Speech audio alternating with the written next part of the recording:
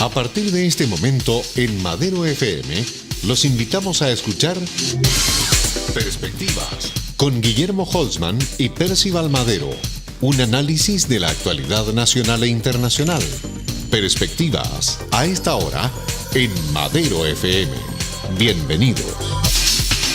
Bienvenidos. Estamos nuevamente aquí en Perspectiva, en un día muy especial donde nuestros ciudadanos están concurriendo a votar para definir finalmente quién va a ser el presidente de Chile, si Alejandro Guillier o Sebastián Piñera. Y en este programa, en este ciclo de programas Perspectiva, nos ha acompañado nuestro distinguido colega y amigo, Guillermo Holzman, un hombre del norte que ha estado más de 3 décadas trabajando y analizando sistemas mundiales políticos. Así que nos sentimos muy honrados de tenerlos con nosotros y en este día 17 de diciembre, cuando la gente está yendo a votar, y estamos a la espera de los próximos resultados en un par de horas más, algunas horas más, analizamos en perspectiva lo que va a ser nuestra visión de país, más bien. Guillermo, ¿cómo estás? Gusto saludarte. ¿Qué tal, Percival? ¿Qué tal para todos quienes nos escuchan y ven? Así que la verdad es que un día y una mañana, yo diría distinta. Ya imagino que ya fuiste a votar ya, que ya. Así es. Sí, y que ustedes también hayan ya concurrido a las urnas a expresar su opción política, una opción política cuyo resultado lo vamos a conocer ya en algunas horas más y vamos a saber quién definitivamente va a tener la responsabilidad de conducir los destinos del país. En el concierto del mundo, como se han estado delineando la política de los últimos 50 años, y tal vez los últimos 30, hay toda una temática importante, Guillermo, porque si bien es cierto, hemos pasado otro siglo y de cara a todo lo que va a ser la robótica, las nuevas comunicaciones, el Internet de las cosas, etcétera, nosotros tenemos un espacio que todavía no hemos conquistado en el concierto de país. ¿No? Nosotros tenemos la esperanza, digamos, de tener un país desarrollado en las próximas décadas. Y eso significa no tener pobreza, tener mejor educación, que nuestras universidades estén dentro de las primeras, ojalá, 50 del mundo. Hoy día no hay ninguna que esté sobre los 300, ¿te fijas? Hay, emprendimiento, hay falta de desarrollo, faltan, imprimirle más actividad y más exploración al mundo de la minería, al mundo de la agricultura. Nos falta tanto para hacer eso, pero ¿a dónde debiéramos caminar en función de lo que han hecho otros países, tal vez mejor que nosotros, o tal vez no también como nosotros, para alcanzar tal vez un per cápita que nos asegure un per cápita de un país desarrollado? ¿Qué hacemos para hacer un país desarrollado? Yo diría generar una estrategia de industrialización intensa a partir de la agregación de valor a nuestros recursos naturales. Y eso, cuando hablamos de recursos naturales, estamos hablando obviamente de la minería, que es lo primero se nos viene a la mente, pero estamos hablando de la agricultura, estamos hablando de lo forestal, estamos hablando de la pesca. Entonces, si tenemos un área de 3.000 kilómetros, más de 3.000 kilómetros de longitud, por 200 millas de zona económica exclusiva que nos permite la pesca, pareciera obvio de que deberíamos tener una industria pesquera muy potente en términos de la cantidad inmensa de productos que se pueden procesar a partir de los productos de mar. Ahora, por ejemplo. Por favor. Por ejemplo, mira, yo decía, ¿qué falta? Hoy día estamos peleándonos, estamos discutiendo y estamos viendo quién es nuestro presidente. Cualquiera que sea de acá o los próximos años los que vengan. En el fondo, ¿qué es lo que tenemos que buscar para tener un Estado poderoso? ¿Te fijas? Porque en el fondo siempre estamos como repartiéndonos migajas. No estamos mirando, es verdad que somos los mejores de América Latina, nuestros niveles de crecimiento no han bajado, hemos estado 30 años en este mismo sistema, que nos ha dado varias satisfacciones, pero también varias, yo diría, inconsistencias. Yo creo que lo primero como país es entender de que un país es bueno o positivo cuando los otros lo reconocen más que uno se reconozca a sí mismo como bueno. Creo que es lo que pasa un poco ahora con Chile. Claro, ¿no? Exactamente. O sea, nos miramos tanto el ombligo, sí, que finalmente no vamos. Pero yo te diría, acá lo que se requiere, bueno, son muchas cosas, pero primero una suerte de consenso respecto a qué cosas queremos hacer. O sea, yo te decía, bueno, nos vamos a ir por potenciar una industria pesquera o quizás eso es muy genérico. Nos vamos a dedicar al jurel, a la anchoveta, a tener un producto así muy, muy exquisito, como nos ha pasado con la fresa, como nos ha pasado con las guindas, qué sé yo, y varias otras cosas. Claro. que eso, por ejemplo, todo eso es una agricultura, una agroindustria que es de boutique, por lo tanto, a lo mejor ese debería ser nuestro camino, nuestro privilegio, y tener mucha pequeña o mediana empresa que se dedica a eso, pero de un alto rendimiento en lo económico.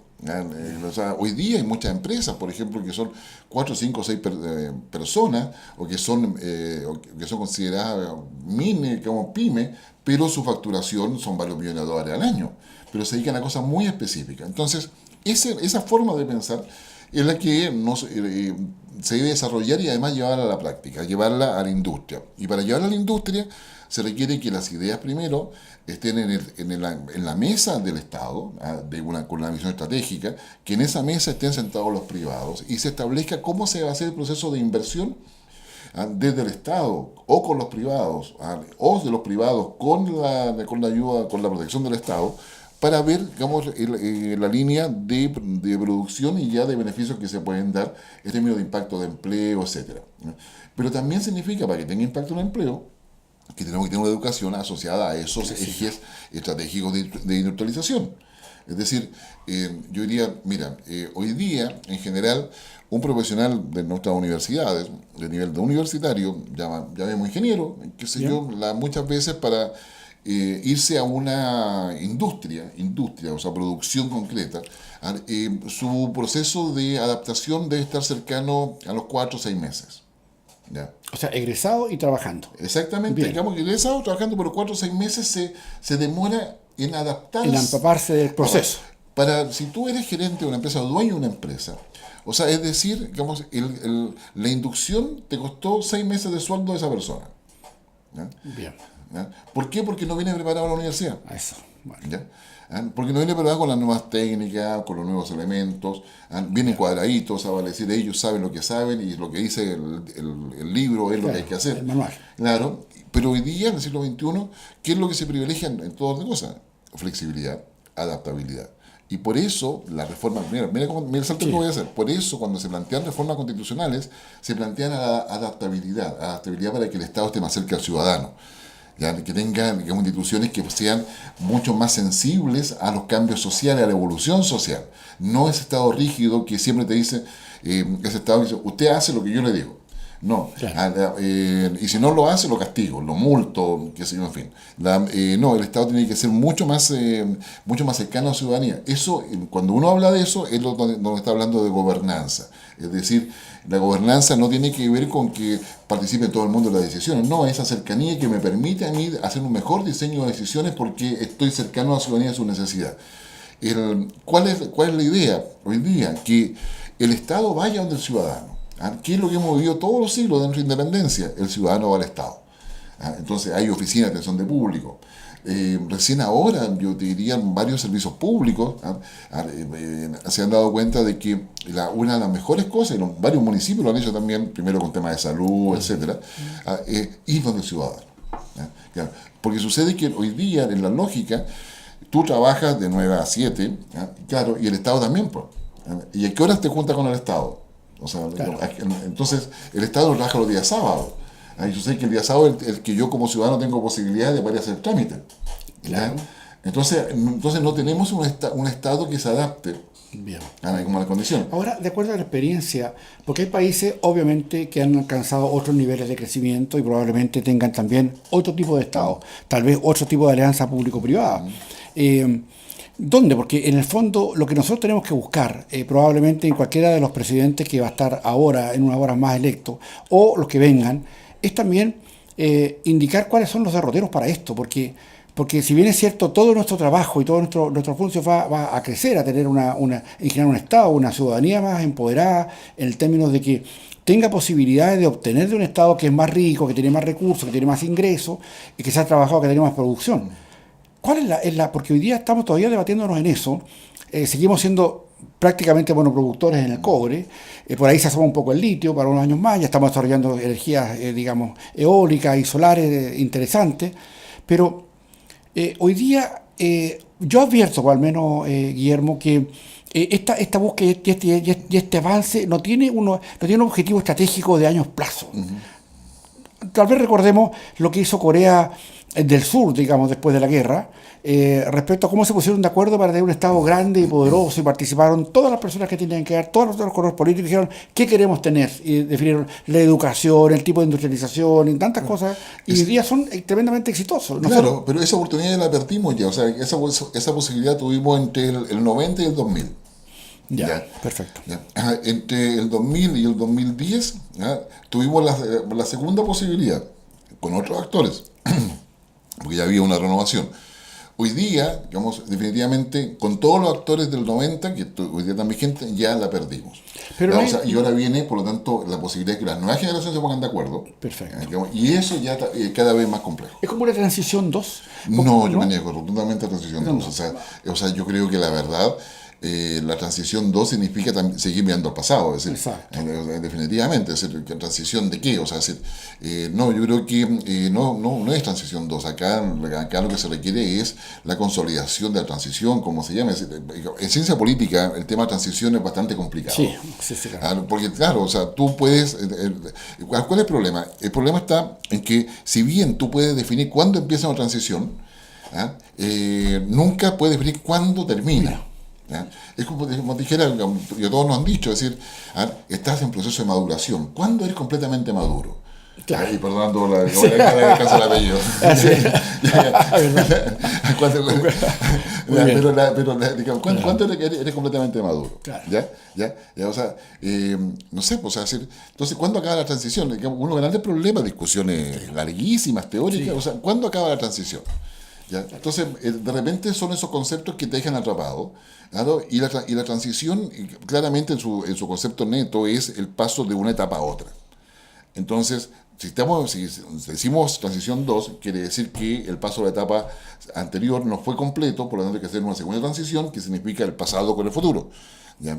Entonces, yo diría que parte importante de la ciudadanía hoy día no está en la mirada al pasado, más allá de todas las visiones que puedan haber, interpretaciones, sino que más bien hay una mirada, digamos, al futuro respecto a cómo se deben enfrentar las cosas. Un país poderoso, no solamente es que el país probablemente tenga más posibilidad de tener armamento, capacidad disuasiva, es poderoso porque tiene estructura educacional para tener elementos que empujen la economía, ¿te fijas? Pero planteando este tema ahora, en medio de que mucha gente está votando y estamos definiendo una parte de quienes nos va a gobernar los próximos 4 años, ¿no te parece interesante echarle un vistazo también, Guillermo, a lo que ha pasado con lo que hemos comentado en nuestro programa? Porque hay países, como por ejemplo China, que claramente era un país muy pobre, que estaba dentro de una órbita más bien centralizada, comunista, y de repente, con su comunismo, a lo mejor no podía sacar adelante lo que era su país y decide por sistemas capitalistas, neoliberales. ¿No hay en eso también? Ahora con la facilidad que no tienen sindicatos, que no tienen gremios, que no tienen huelga, o sea, no se paraliza nadie, ya te fijas.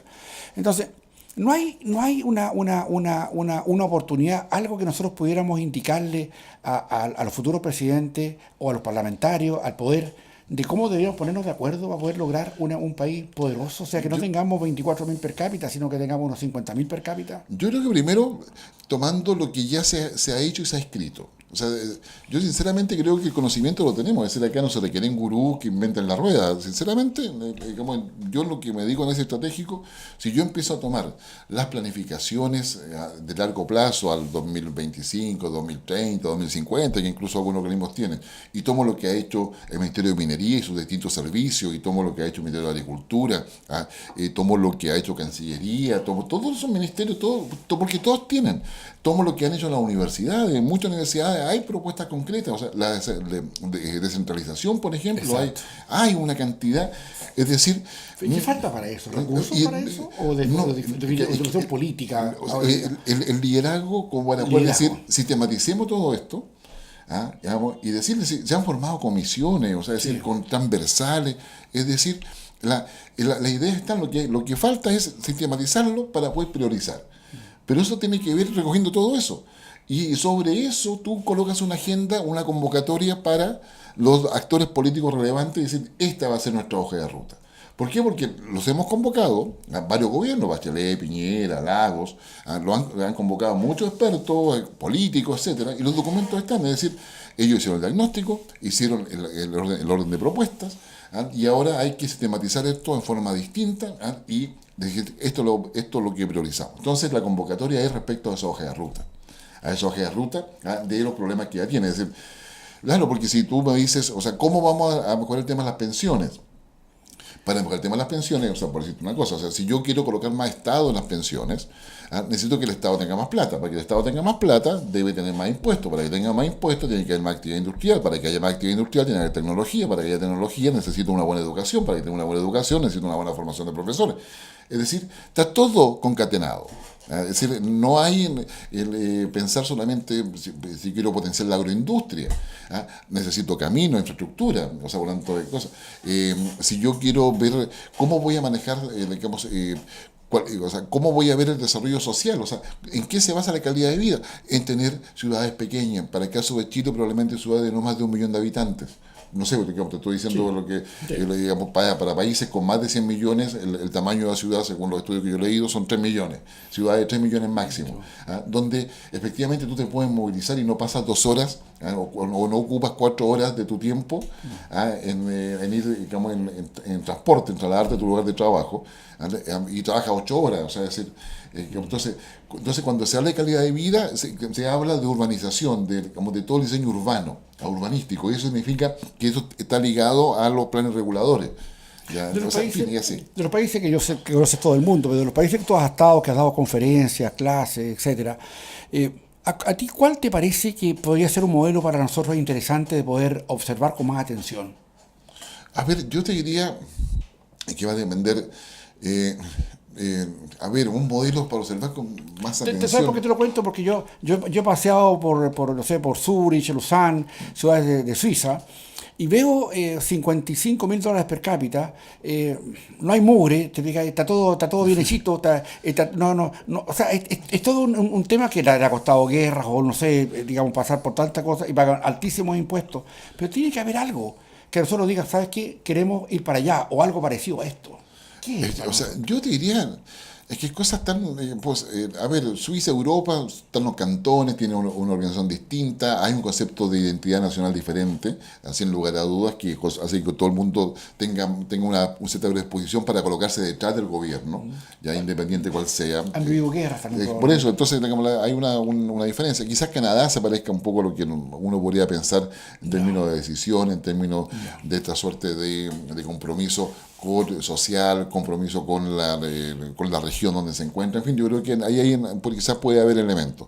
Pero yo diría lo más relevante es que para ser un país desarrollado se requiere una suerte de líneas básicas. Yo me recuerdo muchos años atrás ya, cuando llegaba a países desarrollados, entonces, un alto funcionario internacional en aquellos años me decía, mira, un país es desarrollado. En aquellos años, estoy hablando de años 90, un país es desarrollado primero cuando tú llegas y no hay perros callejeros.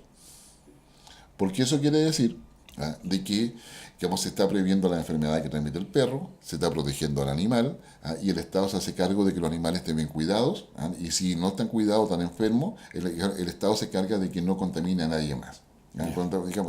Lo segundo es que no hay cables aéreos, es decir, la cablería, o sea, no hay poste con cables, porque eso constituye una amenaza permanente, y significa,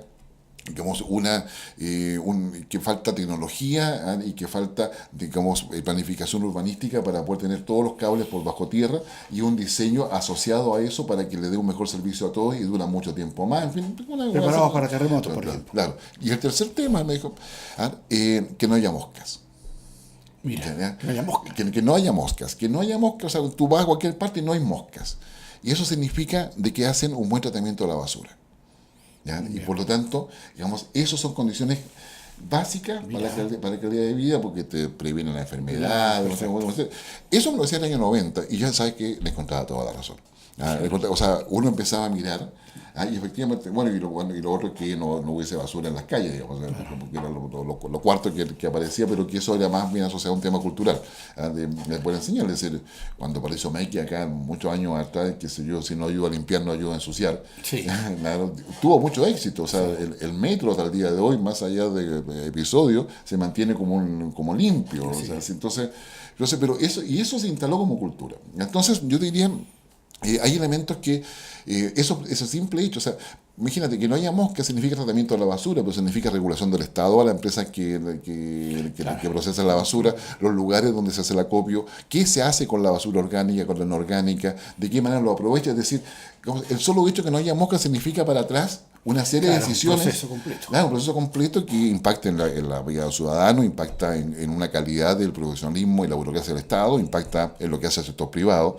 Entonces, son pequeñas cosas que uno realmente, digamos, no visualiza bien, pero que detrás de eso hay una serie de decisiones. Entonces, cuando esas decisiones ocurren, sí, claramente tú empiezas a funcionar de forma distinta. Perfecto. Ahora, más bien, también los impuestos que se pagan en esos países de altísima, digamos, per cápita, también son bastante mayores que los que se pagan en Chile. Exactamente, Sí. y son muchas veces impuestos diferenciados. Hay una tasa de impuesto normalmente, o sea, hablando muy genérico, que es común para todos, pero conforme sea el lugar donde tú vives, el nivel de impuesto es mayor o menor. Entonces, digamos, el impuesto, además te genera, conforme la administra el Estado, tiene un efecto redistributivo, dependiendo de donde tú los coloques. Es decir, que es lo que hacen muchos países. Es decir, ya, todos los pensionados, qué sé yo, no pagan el IVA.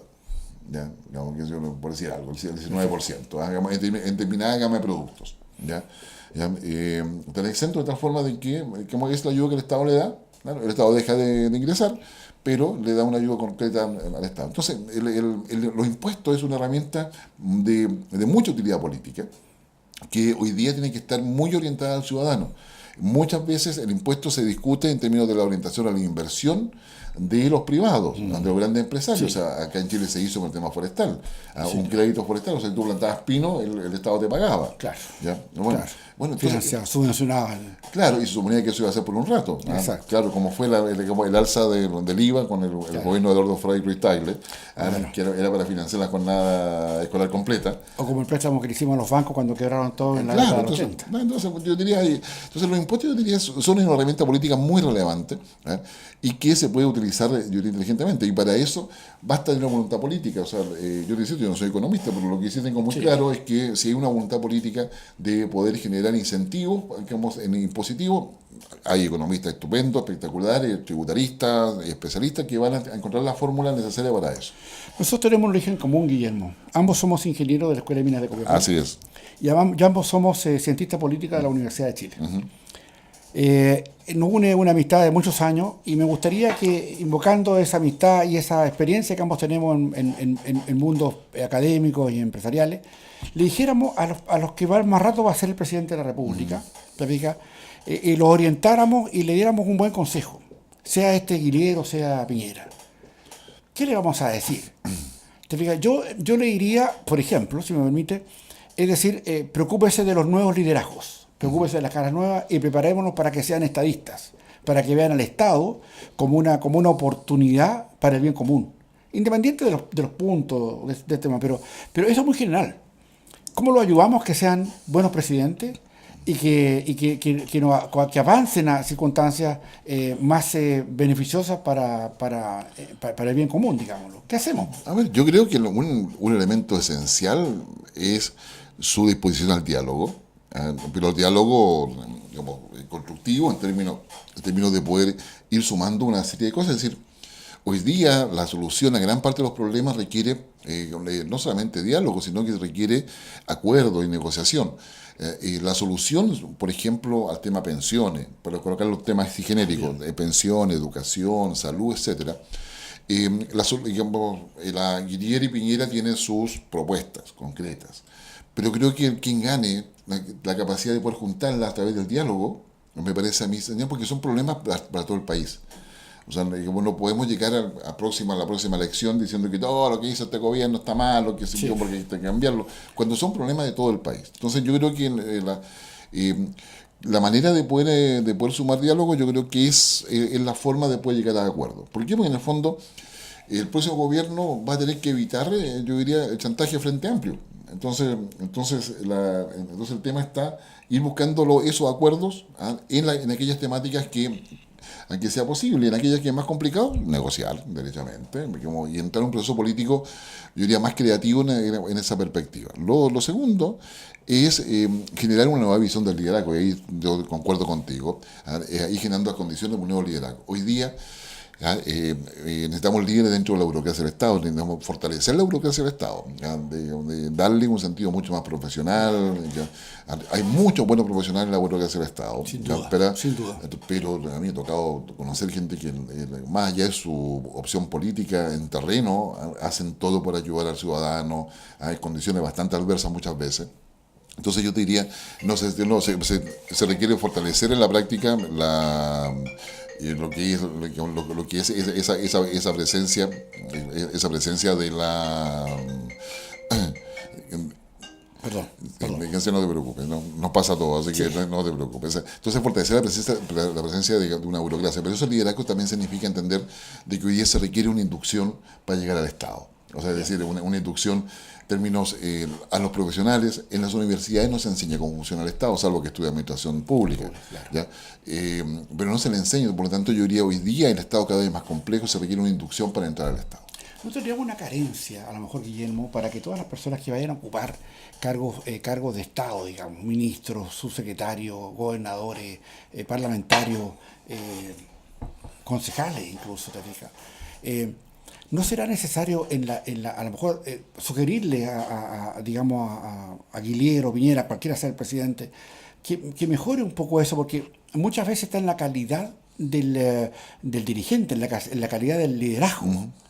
¿Y no será que tenemos un problema serio en la calidad del liderazgo, nosotros como país, para poder avanzar más rápido a condiciones de estado de bienestar? Sí, yo creo que hay un problema en la calidad del liderazgo, sin duda. Y esta calidad de liderazgo yo creo que hay que irla subsanando, pero también ir colocando los temas tanto dentro del sistema educacional, de forma transversal, como también ir preparando a la gente, digamos, para poder hacer el vínculo con la realidad. Es decir, muchas veces vivimos en una suerte de burbuja, y la realidad funciona de forma distinta. Es decir, yo me sorprende cómo muchas veces aparecemos en indicadores como muy altos en felicidad, y tú ves que probablemente, que bueno que el indicador aparezca, pero también yo sé que si a ti te preguntan, Percival, ¿usted está triste? No, claro. ¿Cómo te ha ido? Bien. Puede ser que te haya ido pésimo, pero tú no vas a reconocer eso, vas a decir bien. Es decir, entonces hay un tema acá de un poco hacer el vínculo con lo que está pasando realmente, y eso significa liderazgo que sea mucho más cercano, mucho más con mayor capacidad de conexión humana, así, por ver lo emocional. Y la gente muchas veces no quiere, yo diría como todos nosotros en realidad, o sea, quiere que nos escuchen, que alguien nos escuche, qué sé yo, y que nos dé una visión razonable hacia dónde tenemos que ir.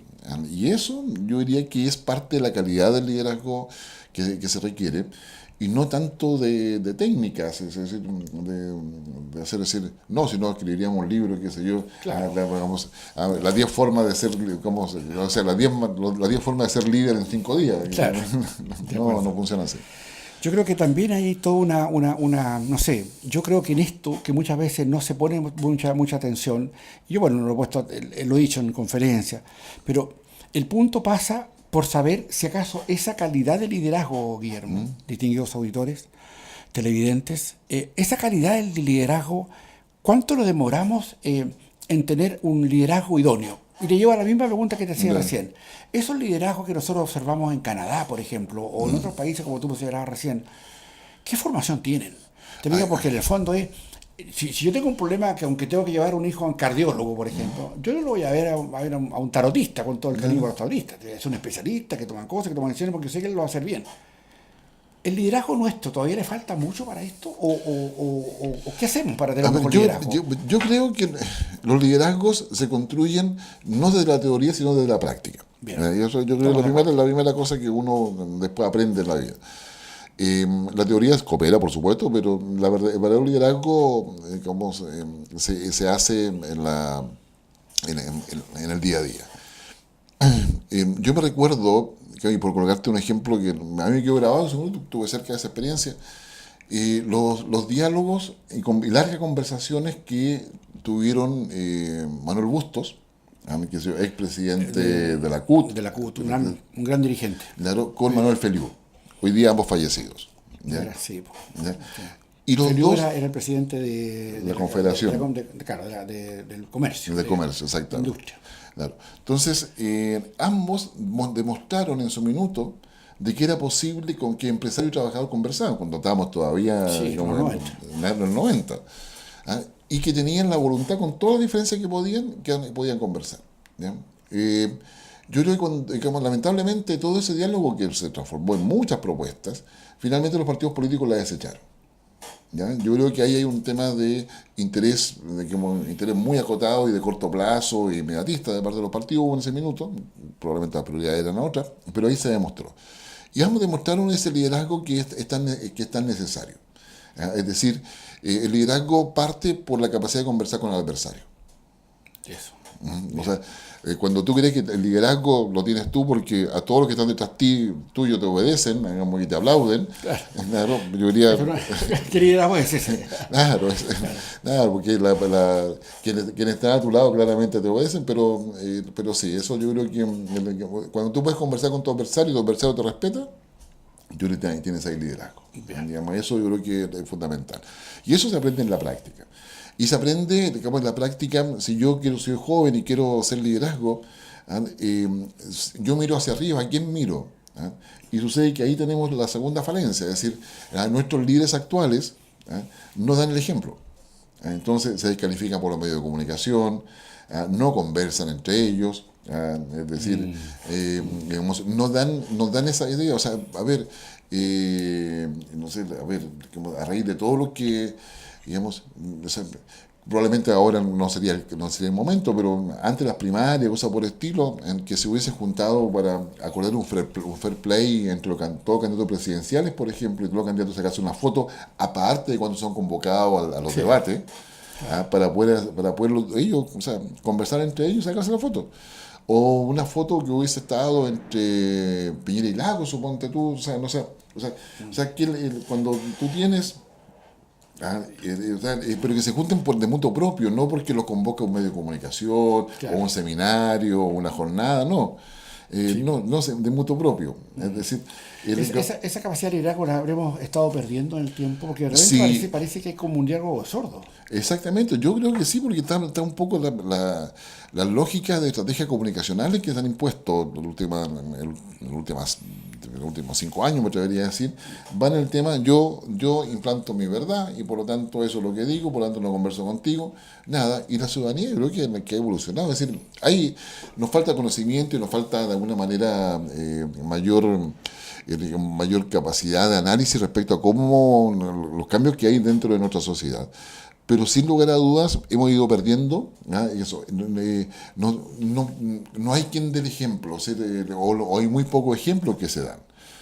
Entonces finalmente termina siendo la idea de que los liderazgos son los que imponen las cosas. Claro. Y eso la verdad que hoy día no va por ahí, y eso como que ha demostrado por la actitud y por la crítica que hace el ciudadano a todo el establishment. Una negociación de mejor nivel, tal vez. Exactamente, ¿no? Sin lugar a dudas. O sea, una negociación de mejor nivel. Guillermo, mira, en unas pocas horas más tenemos presidente de la República. ¿Va a ser Guilherme o va a ser Piñera? Así es. La diferencia probablemente, como han dicho, no va a ser tanta entre uno y otro. Mandémosle un mensaje a Piñera y a Guilherme, porque seguramente ellos van a escuchar y van a ver nuestro foro, nuestro relato, y probablemente tengamos algunos de ellos invitados a nuestro próximo Perspectiva. ¿Qué le dirías a Piñera o Guilherme a punto de ser cualquiera de los dos presidentes de la República? Yo diría lo primero es que quien quiera que sea el que esté ganando, que tenga la capacidad de poder evitar la exclusión dentro de todo lo que es la implementación de cualquier decisión política que se quiera hacer, y privilegie particularmente el diálogo, es decir, que no se sienta la sensación de que se ha logrado un botín, sino que se ha cogido un país que necesita una conducción y un liderazgo positivo y constructivo, y que eso se hace a partir del diálogo con todo lo que cuesta, y donde la figura presidencial es el eje, la llave para que eso funcione. Definitivamente, no hay otra figura. Entonces el presidente asume per se una gran responsabilidad, no solamente respecto a los desafíos de reformas, cambios, evoluciones, sino que respecto a generar una hoja de ruta donde haya mayor consenso y una mayor convergencia de ideas para poder llevarla a cabo. Perfecto. Yo desde acá le mandamos también, al terminar esta perspectivas de hoy día, un saludo cordial a ambos, a Piñera y a Guillier. Los invitamos a que sean personas que hagan de sus vidas una entrega total al servicio del país, y que el diálogo sea lo fecundo en la relación con quienes sean los ganadores y el vencido. El ganador no es ganador si no convoca al vencido a su plataforma de trabajo. Y ese es un tema que nosotros tenemos que llamar, para que en un país que construimos todos tenemos nuestras importancias y todos tenemos también nuestras virtudes. Guillermo, queremos agradecerte la gentileza que has tenido en acompañarnos nuevamente. Te dejamos invitado para otra perspectiva, ya para analizar lo que han sido los resultados de esta elección presidencial. Y bueno, y esperemos que tengamos de nuevo otra conducta, ciudadana ejemplar para América Latina y para nosotros mismos en lo que ha sido este balotaje. Muchas gracias por tu presencia, por tu opinión y por tu consejo. Gracias a Percival, gracias por la invitación y gracias a ustedes por la disposición para poder acompañarnos justamente en esta conversación. Desde Madero Comunicaciones y maderofm.com, un gran abrazo para todos ustedes. Muchas gracias. Aquí concluye Perspectivas con Guillermo Holzman y Percival Madero. La actualidad nacional e internacional cada jueves desde las 2 de la tarde.